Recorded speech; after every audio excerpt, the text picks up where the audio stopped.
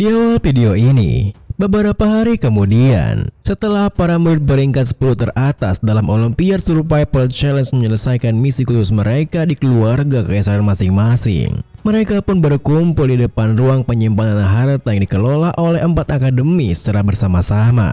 Ke-10 murid peringkat teratas itu adalah trio Corbett Bowl, Dolores Lunko Vadis, Bakilaga Juragio, High and Mighty Brainiac yang bernama asli Hohenheim, Marilyn Lovegood, Sinclair, Bicir, dan terakhir Grenoil de Leviathan. Tentu saja, tak hanya mereka bersepuluh saja yang berada di sana, tetapi juga para perwakilan keempat akademi, seperti Overseer Meg Tower, Tuan Well Whitebird, Kepala Sekolah Themyscira, Nyonya Hippolyte, Direktur Perangian Bootcamp, Tuan Basilos, dan terakhir Wakil Kepala Sekolah Akademi Colosseo, Profesor Bansi Morgiu. Kemudian, sebagai penyelenggara Olympiad Survival Challenge tahun ini, Overseer Meg Tower, Tuan Well Whitebird membuka acara terakhir di sana bagi semua murid yang berhasil menyelesaikan quest masing-masing keluarganya. Kuucapkan selamat kepada kalian di antara 10 murid teratas, termasuk murid-murid tahun pertama. Ada banyak murid tahun pertama yang berhasil lolos dari ujian tahap kedua ini. Sungguh luar biasa. Nah, sekarang kita akan mengadakan pembagian harta karun kepada kalian. Oleh karena itu, aku akan menjelaskan peraturannya. Pintu ruang penyimpanan harta karun ini hanya akan terbuka sekali setahun, dan hari itu adalah hari ini. Dan pintu ini hanya terbuka selama 5 jam saja. Begitu 5 jam itu selesai, pintunya akan tertutup dan terkunci, dan ruang penyimpanan ini akan tertutup rapat sampai kompetisi tahun depan. Peraturan ini tak bisa diganggu-gugat. Apabila kalian gagal keluar tepat waktu, maka kalian akan terperangkap dalam sana tanpa bisa mendapati pertolongan. Peraturan ini sangatlah penting, khususnya bagi murid yang berhasil menyelesaikan quest dari klan Baskerville.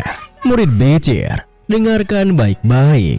Kau datang terlambat, dan semuanya nyaris tak bisa masuk gara-gara menunggu dirimu. Dengan manajemen waktumu yang kacau itu, kau bisa terjebak di dalam sini. Jadi, dengarkan baik-baik. Kalau kau terlambat, setidaknya beri kami pesan. Kukira kau kenapa-napa, makanya kami bahkan sampai memasukkanmu ke daftar orang hilang. Apa kau mengerti? Aku harus membuat kompetisi ini berjalan dengan aman untuk mempertahankan martabatku sebagai Overseer Meg Tower, tahu? Namun, meski Tuan Well memarahinya begitu keras, sampai para murid lainnya menertawakannya, Bicir sendiri malah teralihkan pada hal lain, di mana ia tertunduk di sana berpikir, di Grave of Swords, aku hanya merasa sehari berlalu, tapi ternyata sudah 10 hari sejak aku masuk ke towernya. Dan tempatku melawan Chain Corso juga adalah level terendah di tower. Jadi, mungkin ruang di atas lantai itu jauh lebih terdistorsi.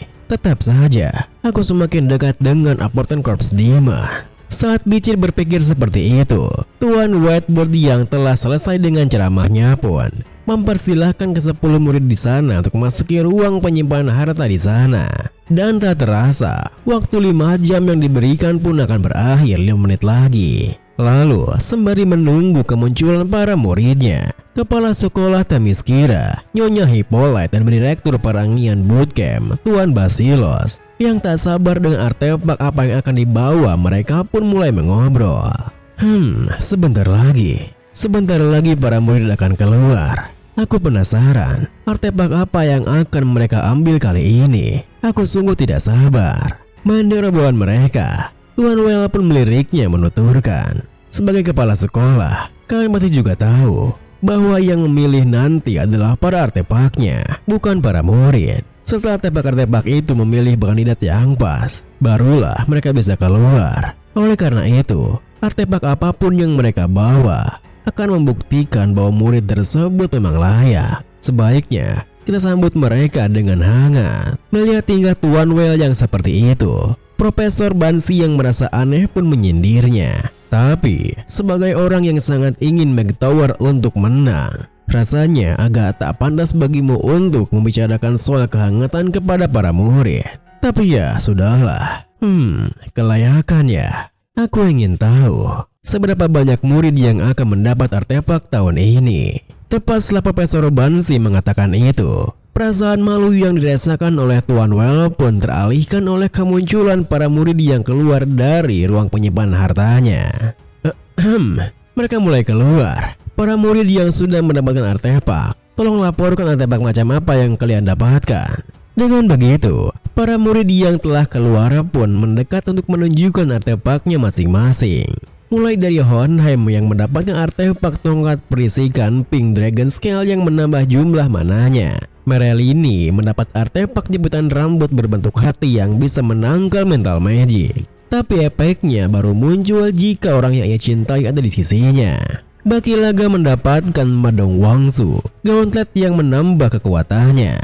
Dolores mendapatkan artefak Mirror of Truth yang bisa mengubah wajah asli targetnya. Tetapi efeknya hanya bisa digunakan jika kekuatannya memadai. Trio Korobet Bool mendapatkan pedang kembar 3 Samjido yang akan semakin kuat jika digunakan bersama-sama. Sinclair mendapatkan artefak Money Head yang bisa meningkatkan kekuatan magicnya proporsional dengan jumlah uang yang dimakannya.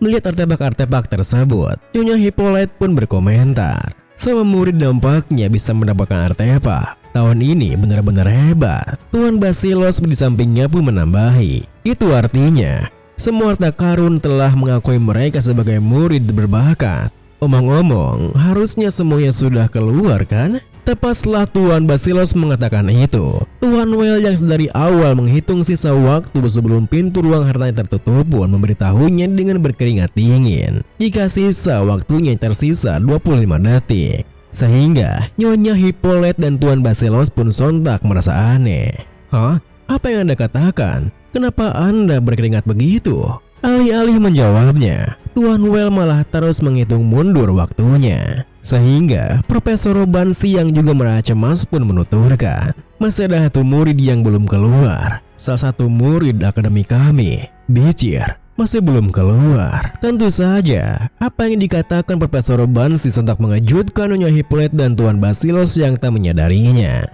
Terlebih, Tuan Well yang jauh lebih cemas dari mereka menambahi, 20 detik lagi. Seandainya ada murid yang tak terpilih artefak sekalipun, mereka tetap bisa keluar dari ruang penyimpanan harta karun itu tepat waktu. Kalau dia masih ingin hidup, maka dia harus keluar sekarang juga. Tepat setelah Tuan Well mengatakan itu, para murid di sana pun mulai menyadari jika Bicir masih belum keluar dari ruang penyimpanannya, yang tentu membuat perhatian mereka semua tertuju pada pintu ruang penyimpanan hartanya. Di tengah ketegangan itu, di mana hanya tersisa beberapa detik lagi sebelum pintu ruang hartanya tertutup, ada seorang yang melihat keluar dari pintu ruang hartanya. Akan tetapi, seseorang itu bukanlah Bicir, melainkan Grenoille de Leviathan yang bertingkah begitu percaya diri.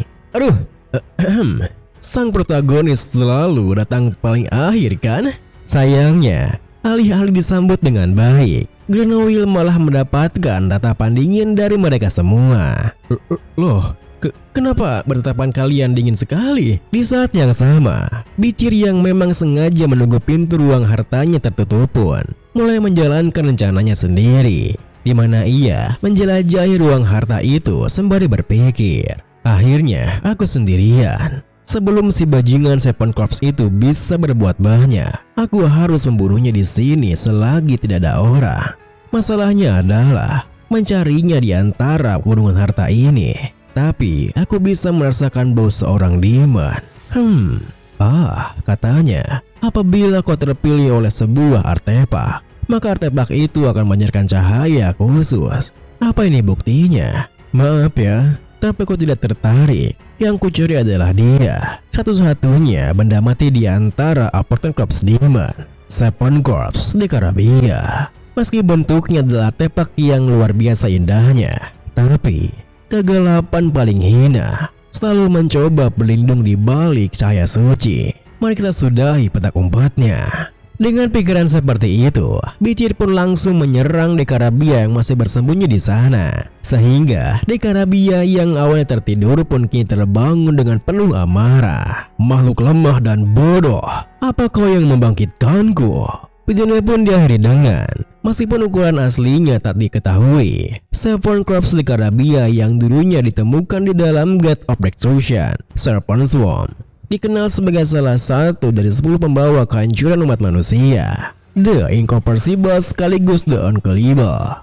Di Karabia akan menyerbu wilayahmu bak hujan serangga, lalu merenggut nyawamu dalam sekejap, seperti yang tertulis dalam buku Demon pasal 10.